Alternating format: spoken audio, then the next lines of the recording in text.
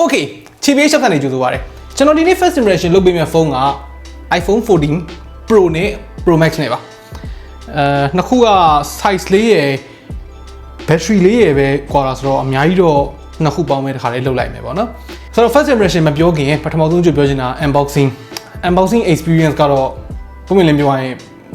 ဘာမှအရင်နေ့တင်နဲ့မထူးဆိုတော့unboxing video လုပ်မနေတော့ဘူးတကယ်လို့ unboxing video ကြည့်ချင်တယ်ဆိုလို့ရှိရင်လည်းကျွန်တော်တို့ Instagram မှာ reel တင်ထားတယ်အဲ့ဒါကိုတစ်ချက်သွားကြည့်လိုက်လို့လည်းရတယ်။ပြီးတော့ iPhone 13 Pro နဲ့ iPhone 14 Pro နဲ့ဘာတွေကွာလဲဆိုတာကိုသိချင်တယ်ဆိုလို့ရှိရင်ဒီ iPhone 14 မိတ်ဆက်တဲ့ပွဲပေါ့နော်အဲ့ဒီပွဲအကြောင်းကျွန်တော်တို့ video လေးလုပ်ထားတာရှိတယ်အဲ့ဒါကိုအရင်သွားကြည့်လိုက်လို့လည်းရတယ်။ဒီနေ့ video ကကျတော့ကျွန်တော်ဒီဖုန်းကိုကန်ကန်ကြည့်ခြင်းနိုင်ပိုင်းအတွင်းရတဲ့ first experience အကြောင်းပြောမှာ review တော့မဟုတ်သေးဘူးဆိုတော့ကြော်ညာလေးပြင်စားလိုက်အောင်ဒီနေ့ဗီဒီယိုဖြစ်မြောက်ရေးကိုကူညီပေးထားတာတော့ကျော်မိုဘိုင်းမော်ဒယ်မြန်ရဖြစ်ပါတယ်ဖုန်းတွေကိုလက်လီပဲဖြစ်ဖြစ်လက်ကားပဲဖြစ်ဖြစ်ဈေးတက်တာနဲ့ပစ္စည်းမှန်မှန်ကန်ကန်လိုချင်တယ်ဆိုလို့ရှိရင်ကျော်မိုဘိုင်းမော်ဒယ်မြန်ကိုတစ်ချက်ပါကြည့်လိုက်ပါကျွန်တော်တို့ description ထဲမှာလည်းကျော်မိုဘိုင်းမော်ဒယ်မြန်ရဲ့ page ကို mention လေးခေါ်ပေးထားပါတယ် Okay ဆိုတော့ပထမဦးဆုံးအယောင်အကြောင်းကိုပြောရအောင်အယောင်ကဒီနှစ်မှာအယောင်အသစ်နှစ်မျိုးရှိတယ် Pro line နဲ့အတွက်ပေါ့နော်ဒီ Space Black ရယ် Deep Purple ရယ်So iPhone ကသူ့အယောင်တွေကိုနာမည်ပေးထားတာနာမည်နဲ့အယောင်နဲ့လိုက်တယ်ပေါ့နော်ပထမဆုံး Space Black အကြောင်းပြောအောင် Space Black ကအရင်တုန်းက iPhone 13 Pro ရဲ့ Space Gray နဲ့အရင်ကြီးမကွာဘူးလို့ထင်ရကောင်းထင်ရနိုင်တယ်ရုပ်တရက်ကြည့်လိုက်ရင်အယောင်ကတိတ်ကွာမှာမဟုတ်ဘူးဆိုတော့ကျွန်တော်ရဲ့ဒီညာဘက်မှာကင်နေတာက13 Pro Max ရဲ့ Space Gray ဒီကောင်က Space Black အမဲကဒီ Space Black ကနည်းနည်းလေးပိုရင့်နေပေါ့နော်ဒီကောင်နည်းနည်းခဲအောင်ဘက်ကိုပို့သွားတယ်ဒီအနောက်ဘက်ကအယောင်ကအရင်မသိတာဘူးဆိုပေမဲ့ဘေးပေါင်ကတော်တော်သိတာတယ်ဘေးပေါင်ကသူ့ရဲ့ stainless steel အယောင်ကလုံးဝမဲတောက်ပေါ့နော်ဆိုတော့အပြင်မှာကြည့်ရင်တော်တော်လေးလာတယ်ဓာတ်ပုံတွေဗီဒီယိုတွေအဲ့ဒါတွေထဲမှာသိပြီးတော့မသိတာတဲ့အယောင်ပေါ့ဘာပဲပြောအမဲလဲကင်ကျင်တယ် iPhone အသစ်ကင်ထားမှလည်းသိစေချင်တယ်ဆိုတဲ့သူတွေအတွက်ကဒီ Space Black လေးကမိုက်တယ် Okay ဆိုတော့ Deep Purple အကြောင်းဆက်မယ်Deep Purple ကလည်းနာမည်တွေအတိုင်းပဲတော်တော်လေး deep ဖြစ်တဲ့ purple တော်တော်လေးအမဲဘက်ကိုသွားတယ်ပေါ့နော်ရုပ်တရက်ကြည့်လိုက်လို့ရှိရင် purple လားအမဲလားသိပြီးတော့ကွဲပြားမှာမဟုတ်အလင်းရောင်နဲ့ဓာတ်ရိုက်ကြည့်မယ်ဆိုလို့ရှိရင်အလင်းပြန်တယ်ဆိုလို့ရှိရင်တော့ purple အရောင်လေးပြန်တယ်ဒါပေမဲ့ခက်မှောင်ထဲမှာကြည့်မယ်ဆိုလို့ရှိရင်တော့ဒီကောင်လဲ black နီးပါပဲဆိုတော့ဒီမှာအလင်းရောင်ထဲမှာကြည့်လိုက်အဲဆိုရင် purple ဖြစ်သွားပြီဒီကောင်ရဲ့ဘေးပေါင်ကကြတော့ purple အရောင်ခက်ဖြော့လေးအဲ့ဒါကိုမှနည်းနည်း silver ဆန်ဆန်အရောင်မျိုးနဲ့ဆက်ထားတာဒီ size တွေ shape တွေ weight တွေအဲ့ဒါတွေက13 Pro တုန်းကနဲ့ပုံစံတူပဲပေါ့နော်13 Pro Max ကိုကင်မှုတဲ့သူဆိုလို့ရှိရင်14 Pro Max ကိုကင်ရတာလုံးဝတစ်ထက်ထဲနီးပါးခံစားရမယ်13 Pro ကင်မှုထားတဲ့သူကလည်း14 Pro ကင်လို့ရှိရင်လည်းတစ်ထက်ထဲနီးပါးပဲတစ်ထက်ထဲနီးပါးမတူတာပထမတစ်ချက်ဘာသိတာလဲဆိုလို့ရှိရင်အရှိဘက်ကသူ့ရဲ့ဒီ pill shape notch ပေါ့သူတို့ကတော့ notch လို့မခေါ်တော့ဘူးနာမည်ကို dynamic island လို့ခေါ်လိုက်တယ်နာမည်ကနည်းနည်းတော့စားတယ်ဒါပေမဲ့တော်တော်လေးမိုက်တယ်ကျွန်တော်တို့ launch event မှာတော့မြင်ခဲ့ရသလိုမျိုးပဲသူကဒီ pill shape ကိုအကြီးအသေးကစားတာနော်ဟိုတစ်ခုတည်းအကြီးနှစ်ခုခွဲလိုက်တာမျိုးစုံသူကစားနိုင်တယ်ကိုယ့်ရဲ့ background မှာဘာတွေလုပ်နေလဲဆိုတာပေါ်မူတည်ပြီးတော့သူ့ရဲ့ shape တွေ size တွေ icon တွေပေါ်နေတဲ့ content တွေအဲ့ဒါတွေပြောင်းသွားမယ်အဲ့ဒီ pill shape ကတောက်နေရမှာသူက front facing camera ရဲ့ face ID ရဲ့ပါတယ်ဒီ face ID ကအရင်တုန်းက face ID ထက်နည်းနည်းပိုသေးတယ်ပြီးတော့နောက်တစ်ချက်မိုက်တာတစ်ခုကအဲ့ဒီ camera နေရာတွေတို့ face ID နေရာတွေတို့အဲ့ဒီနေရာတွေကိုနှိပ်လဲ dynamic island က touch ဝင်တယ်ဆိုတော့ဘေးနားလေးတွေကိုကတ်ပြီးတော့နှိပ်နေစရာမလိုဘူးအဲ့ dynamic island ရှိတဲ့နေရာကိုဘယ်လိုနှိပ်အဲ့ဒါအလုပ်လုပ်တယ်ဆိုတော့ dynamic island မှာပြနေတဲ့ content ကိုတစ်ချက်နှိပ်လိုက်လို့ရှိရင်အဲ့ဒီ app ထဲကိုဝင်သွားမယ်ဖိထားလိုက်ပြီဆိုလို့ရှိရင်ကျတော့ widget လေးကြာလာမယ်အဲ့ဒီ widget ကကျွန်တော်တို့ဟို iOS မှာမြင်နေကြ widget ပဲဗျာ Okay ဒုတိယတစ်ချက် iPhone 13 Pro Series နဲ့14 Pro Series နဲ့ကိုတည်တာစေမဲ့တစ်ချက်ကသူ့ရဲ့ display ဆိုတော့ဒါဖွင့်ထားတယ်ပါနော်ပိတ်လိုက်ပြီ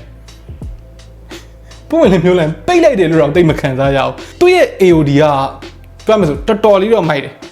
Apple မို့လို့ဒီစကားပြောတာမဟုတ်ဘူးเนาะ Android တွေမှာ AOD ရှိနေတာဟိုးရှိကလေးကဒါပေမဲ့သူ့ရဲ့ AOD ကပုံဝင်လည်းပြောရရင် AOD နဲ့တိတ်မတူ screen ကပိတ်ထားတယ်လို့တော့တိတ်မခံစားရအောင်ဆိုတော့ကျွန်တော်ဒီဖုန်းကိုဆက်ဆက်ကန်ချင်းပေါ့နော်ဒီကောင်ကိုဖုန်းကိုပိတ်လိုက်တယ်ပြီးတော့စပွဲပေါ်မှာ lens ပလက်လေးတင်ထားလိုက်တယ်ဆိုလို့ရှိရင်ငါဖုန်းကပိတ်နေတာမှဟုတ်ရဲ့လားလို့တော့ခံစားမိတယ်ပြောမယ်ဆိုသူ့ရဲ့ always on display ရဲ့ brightness ကတော်တော်လေးပြင်းတယ်တကယ်လို့ ကိုယ့်ရဲ့ always on display မှာဒီ lock screen မှာကိုကဓာတ်ပုံတွေပါတယ်ထားမယ်ဆိုလို့ရှိရင်လည်းအလုပ်ဖြစ်တယ်ပိတ်လိုက်ပြီဆိုလို့ရှိရင်ဓာတ်ပုံလေးကမှိန်သွားတယ်ဒါပေမဲ့ကြည့်လို့ကတော့အဆင်ပြေနေသေးတယ် okay dynamic island နဲ့ပတ်သက်ပြီးတော့ကျွန်တော်မကြိုက်တဲ့အချက်နှစ်ချက်ရှိတယ်ဆက်စချင်းခံစားမိတဲ့အချက်ပေါ့နော်နောက်ပိုင်းကျတော့ဘယ်လိုနေမလဲမသိဘူးဒါ first impression အနေနဲ့ပဲပြောတာပထမတစ်ချက်ကဒီ notch နေရာ dynamic island နေရာပေါ့နော်အဲ့ဒီနေရာကိုလက်နဲ့ထိတဲ့နေရာမှာကျွန်တော်ခုနကပြောသလိုမျိုးဟိုနေရာချိန်ပြီးတော့နှိပ်စရာမလိုတဲ့အတွက်အချိန်တော်တော်များများမှာ front facing camera ကိုတော်နှိပ်မိတယ်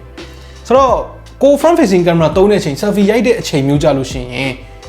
လက်ရာတွေထင်နေပြီးတော့ဥမာအလင်းနေရာတွေပါတယ်မှာ flare တွေထနေတာမျိုးတွေကျွန်တော်တို့သတိထားမိတယ်ပေါ့နော်ဆိုတော့တစ်ချက်ပြန်တုံနေရတယ်နောက်တစ်ချက်ကကျွန်တော်တို့13 Pro Max တုံးကနဲ့ရှင်လိုက်လို့ရှိရင်သူက notch ကသေးသွားတယ်လို့ခံစားရပေမဲ့သူရဲ့ cut out ဖြစ်နေတဲ့နေရာအောက်ကိုနည်းနည်းပိုကျလာတယ်ဆိုတော့ဗီဒီယိုတွေပါတွေကြည့်မယ်ဆိုလို့ရှိရင်နည်းနည်းလေးပို့ပြီးတော့မြင်ကွင်းကွယ်တယ်လို့ခံစားရတယ်အထူးသဖြင့် YouTube မှာကျွန်တော်တို့ 18:9 ratio ပေါ့နော် 2:1 ratio ဗီဒီယိုတွေကြည့်တဲ့အခါပြောမယ်ဆိုဗျာ TBH Labs ဗီဒီယို TBH Labs ဗီဒီယိုတွေဒီ 2:1 ratio နဲ့ထွက်တယ် YouTube မှာဆိုလို့ရှိရင်ပေါ့နော် YouTube ရော Facebook ရောအတူတူပါပဲအဲ့လိုကြည့်လို့ရှိရင်13 Pro Max နဲ့ဆိုလို့ရှိရင် notch နေရာမဖုံး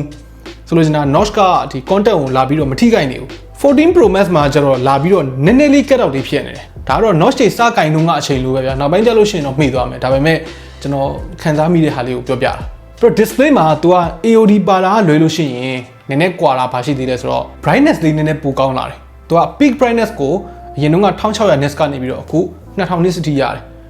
သိတာလားလို့မင်းပုံမှန်လင်းပြောရရင်မသိတာဘူးဒီ display brightness ကိုတိုင်းတာတဲ့ unit ပေါ့နော်ပြောမယ်ဆို nits ပေါ့အဲ့ဒီကောင်က तू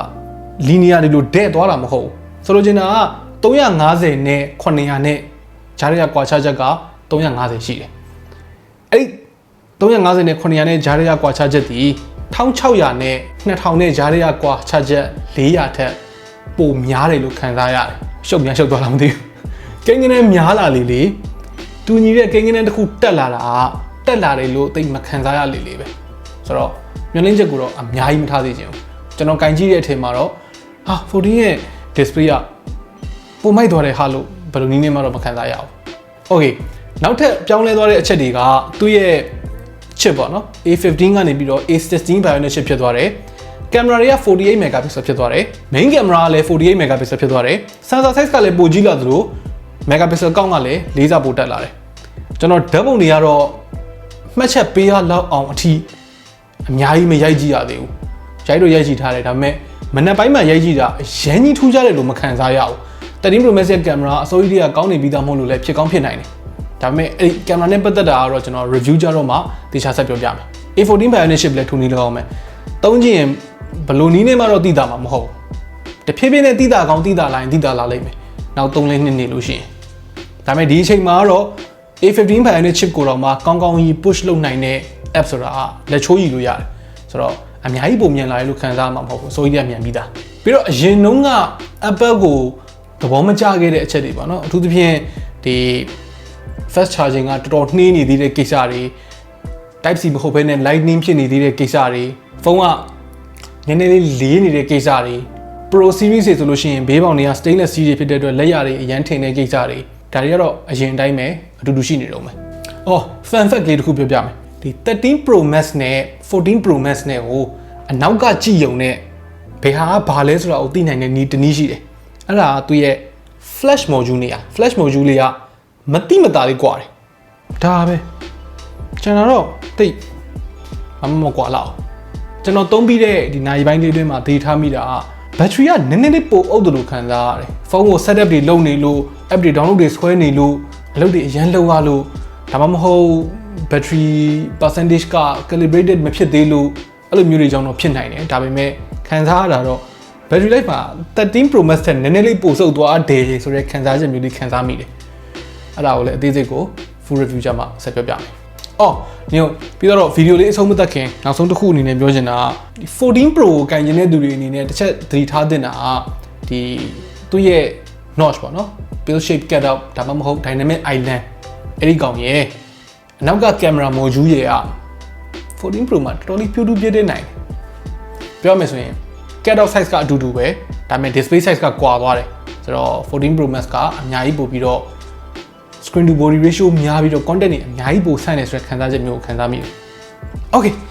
ဒါပါပဲပြီးပါပြီဒီဖုန်းတွေနဲ့ပတ်သက်ပြီးတော့မေးချင်တဲ့မေးခွန်းတွေရှိရဆိုလို့ရှိရင်ကျွန်တော်တို့ comment တွေမှာဝင်မေးသွားလို့ရတယ်ကျွန်တော်တက်နိုင်တဲ့လောက်ဖြေပေးမယ်ပြီးတော့13 Pro Max နဲ့14 Pro Max နဲ့ကိုကျွန်တော်ရှင်ပြီးတော့ဓာတ်ပုံတွေရိုက်ပြီးတော့ Instagram မှာတင်ပေးဖို့ရှိတယ်ဘာဖြစ်လို့ Facebook မှာမဟုတ်လဲဆိုတော့ပထမတစ်ချက်က page ရဲ့ feed ကြီးကရှုပ်ပွားသွားမှဆိုလို့ရဒုတိယချက်ကကျွန်တော်ရဲ့ Instagram ကို promote လုပ်ချင်တာကြောင့်ရ Okay ဆိုတော့ဒါလောက်ပါပဲနောက်နေ့မှတွေ့တော့